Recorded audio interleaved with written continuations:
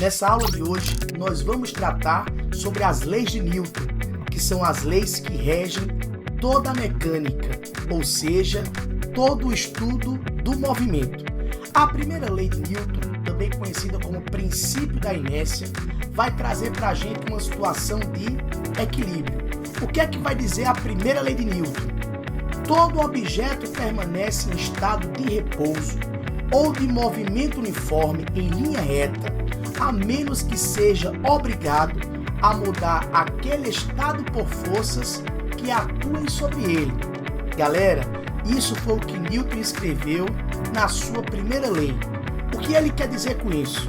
Ele quer dizer o seguinte: se o somatório de todas as forças que atuam sobre um corpo for zero, ou seja, se a força resultante que atua sobre um corpo for zero, ele vai dizer que esse corpo se encontra em repouso ou em movimento retilíneo uniforme.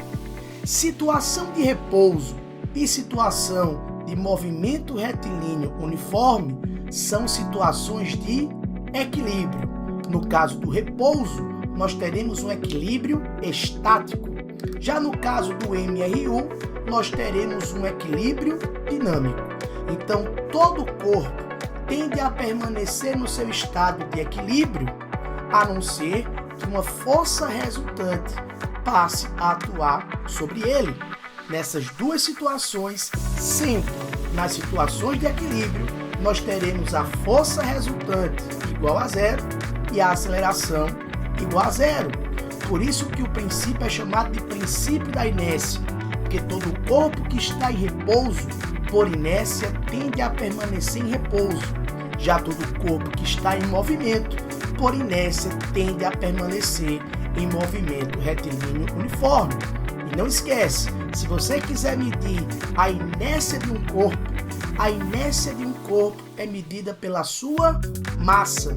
Quanto maior for a massa de um corpo, maior vai ser a sua tendência a querer permanecer no seu estado de equilíbrio. Tranquilo? Já a segunda lei de Newton vem para completar a primeira.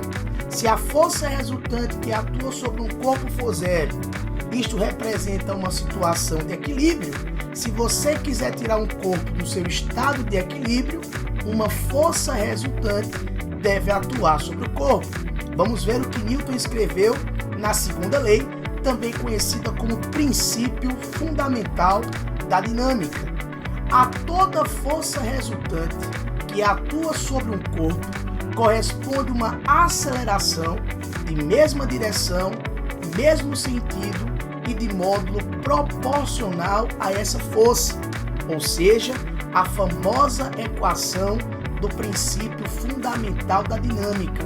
A força resultante que atua sobre um corpo, ou seja, o somatório de todas as forças que atuam sobre um corpo, é igual ao produto da massa vezes a aceleração adquirida por um corpo.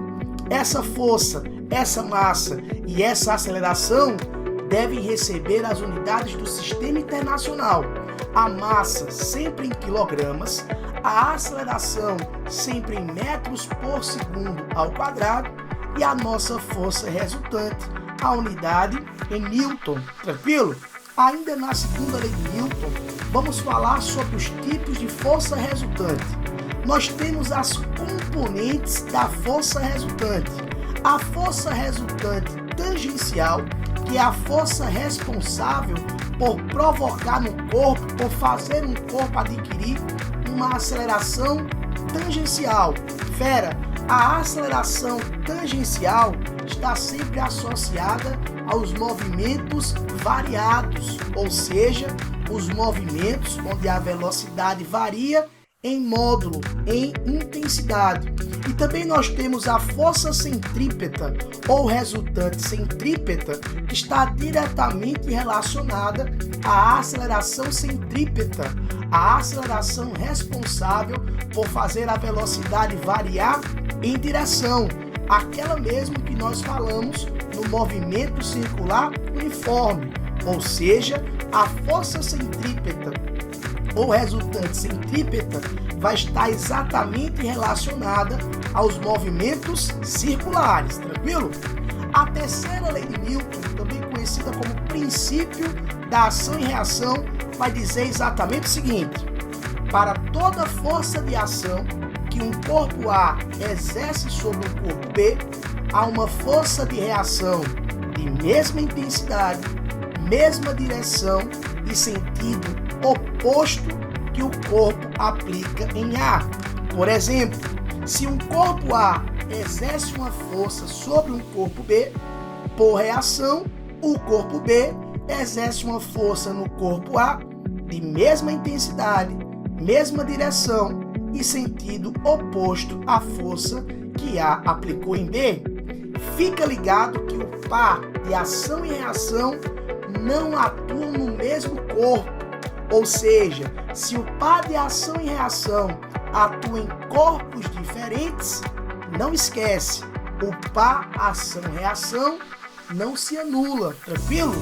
Por exemplo, a bola bate no rosto do atleta, o atleta reage batendo com o rosto na bola. Então, a força de ação e reação está entre a bola e o rosto e a bola. Se a bola aplica uma força no rosto do atleta, por reação, o rosto do atleta aplica uma força na bola. Essas forças atuam em corpos diferentes, portanto, não se anulam. Outro exemplo, o menino exerce uma força sobre a parede para a direita, a parede exerce uma força sobre a mão do menino para a esquerda. Então nós temos um par de ação e reação.